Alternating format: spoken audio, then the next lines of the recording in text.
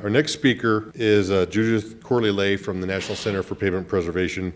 She'll be speaking about the Pavement Preservation Research Roadmap. As many of you know, I have been working on an update to the Pavement Preservation Research Roadmap for the last year and a half, well, a little more than a year. Federal Highway Administration made some funding available through the Everyday Counts 4 initiative. They had a little extra money and decided, based on some recommendations from the Pavement Preservation Expert Task Group, to use that money to try and update the roadmap. So I just want to bring you up to date on that whole process. It was done, the funding was very restricted, and in fact, they limited total travel to less than $10,000. Now, Ben puts on a lot of meetings, and Adriana puts on a lot of meetings. The center puts on a lot of meetings. $10,000 does not buy a meeting. That meant we had to use GoToMeetings to gather information from stakeholders for the roadmap. We had 7 umbrella topics, and I'll show you those in just a few moments. But from those discussions, there was 1 meeting per umbrella topic area. And we developed 37 abbreviated research needs statements based on those discussions, and 9 syntheses statements. And I'll show you some of the highest priority statements that came out. Then there were 7 electronic surveys to do prioritization. That was asking the stakeholders of this list, in what priority order do you think the research needs statements fall? And some of it is quite interesting. Then we reordered the roadmap to reflect the priorities and developed a process for updating. So all of that has been recorded now. Whoops. This is not a great thing, but we developed a chart. How many of you were involved in LTPP? I know some of us were. There was a strategic plan for LTPP data analysis. The format here is quite similar, and in fact, the chart it has colored columns for each of the umbrella topic areas. If you go from left to right across the chart, it begins with asset management, pavement management systems, and pavement preservation. That is the planning part of our programs. Then it goes to treatment design, which includes treatment selection, then materials, then construction and contracting, then performance, and finally benefits. So you can see that as you go from left to right, you're going through all of the stages of preservation from the time you envision it, you build it, you watch it, you see the performance, and then finally you try and calculate the benefits. I just want to jump right to what were the top priority items in each of the umbrella topic areas. The number 1 was cyclic, for the first topic area in asset management, PMS, and pavement preservation.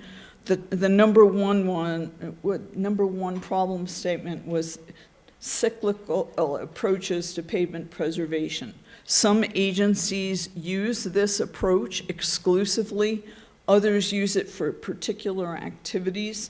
But there is not much guidance out there on how best to go about developing those cycles. The second one was case studies in PMS and pavement preservation. For those of you who don't know it, the difference between a synthesis statement and a research project is that in a research project you can identify best practices.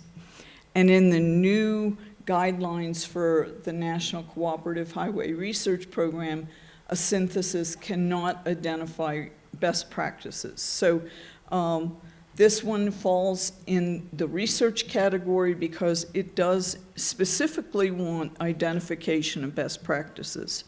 And you'll see some of the others that are underneath there. The smaller font means they were lower priority, and there are some projects even lower than these.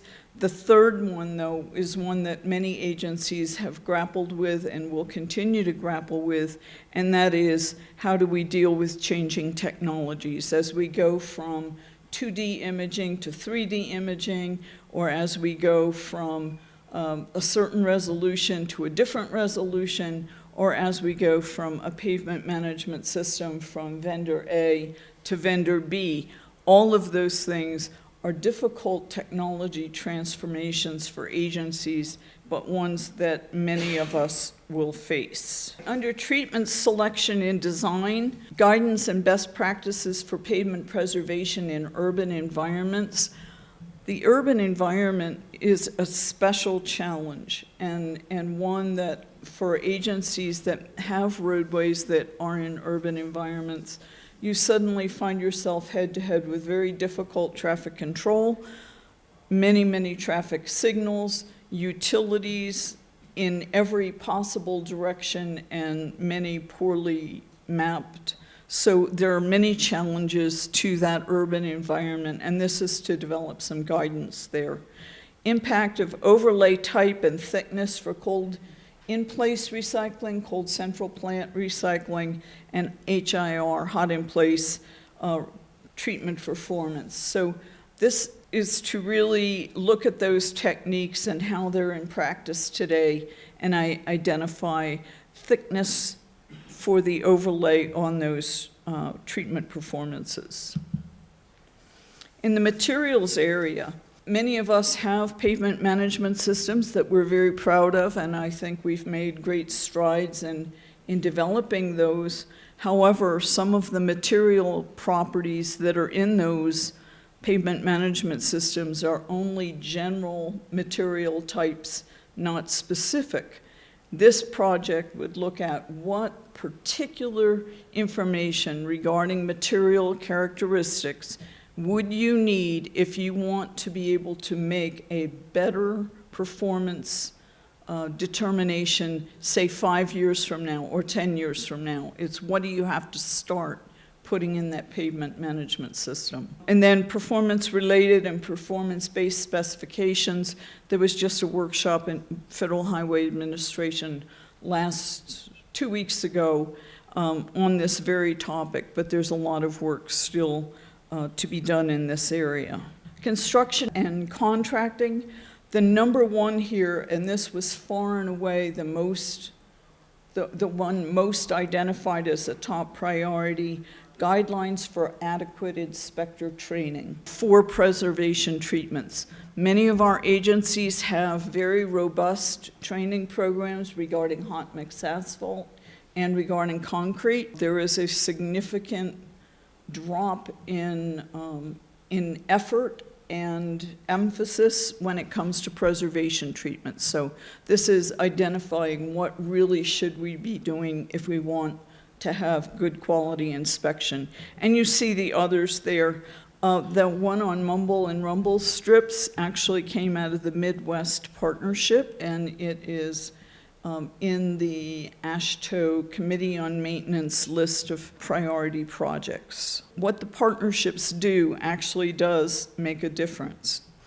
Okay, in the performance area, this is directly tied to what Ben and Adriana were just talking about, and that is what is the impact of pavement condition on future performance. And you saw Adriana had the poor, the good, the fair. We're all hoping that at the end of the NCAT studies, we get a great deal of information about what that impact is. But I am just going to mention to you that we're talking in NCAT and MNRA, they're relatively short sections, and there's going to be work that has to be done to translate that research result to the longer pavement management systems that we all deal with. And then one that is kind of a favorite of mine we all have lots of data and we run curves and we say this is the expected life of a treatment,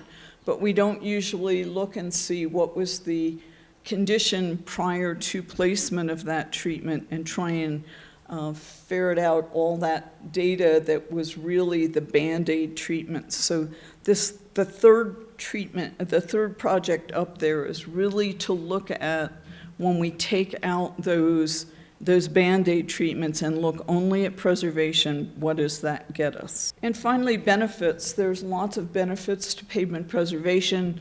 Adriana talked about some of them, but there are also societal benefits in terms of economic growth, in terms of how real estate property values, in terms of access to healthcare and facilities, and even things like emergency vehicles being able to access rural customers. And the second one there, guidance on a good mix. Every agency will continue to need to do some reconstruction, some rehabilitation, some preservation. What should that mix be, and what is the best approach, or what are several approaches that agencies can use to do that? Synthesis topics. The synthesis program puts out the very helpful documents that essentially outline state and international practice in particular topic areas. 9 topic areas came up in the research roadmap, okay? Again, a synthesis topic cannot give a judgment of best practices, but it can give you a way to judge where you are relative to the rest of the country. Topics, the top one, including pavement preservation and pavement management systems, agency methodologies for selecting their triggers, their timing, and so forth, how they're picking their treatments.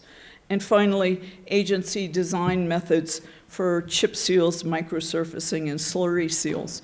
Interestingly, the Emulsion Task Force thought they actually had collected all those design methods, and it turned out nobody did have them. I chased that rabbit hole, determined that it really wasn't there, and so that remains on our list. It could be very helpful to know what those are.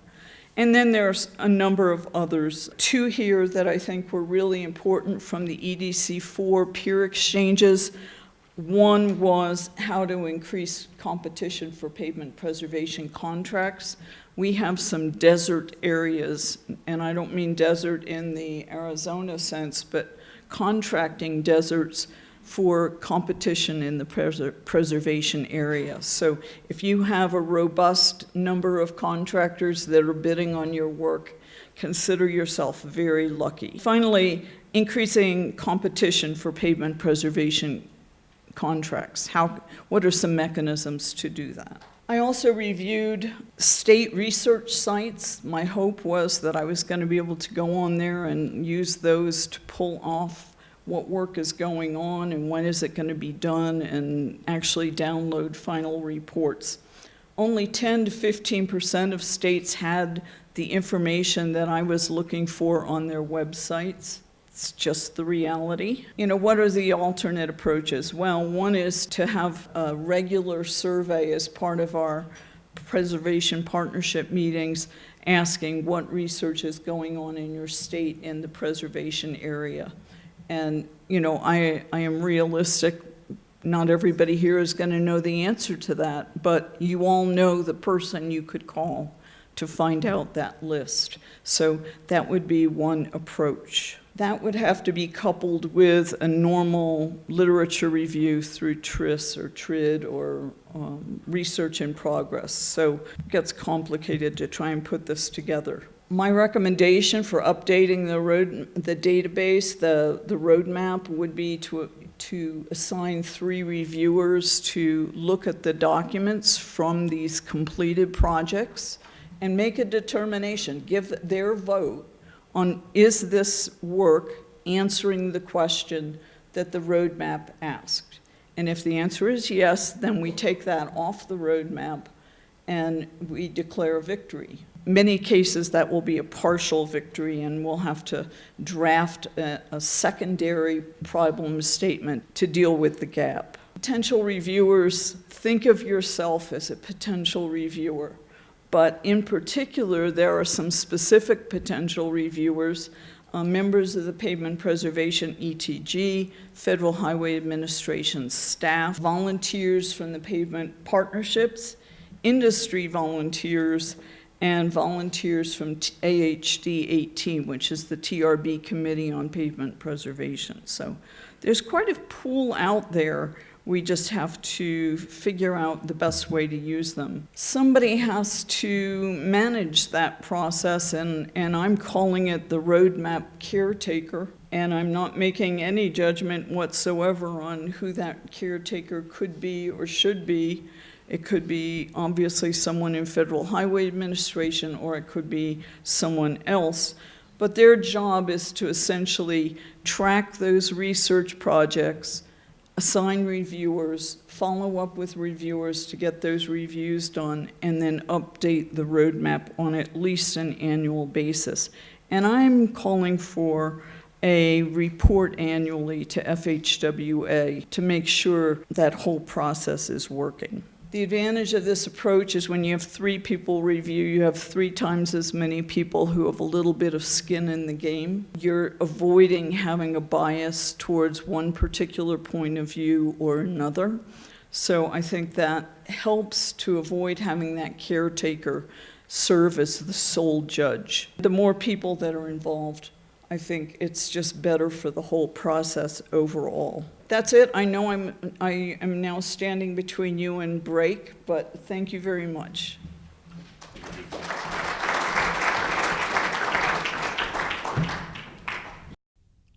The preceding was produced by the National Center for Pavement Preservation. More information can be found on the web at pavementpreservation.org. Additional support provided by Michigan State University.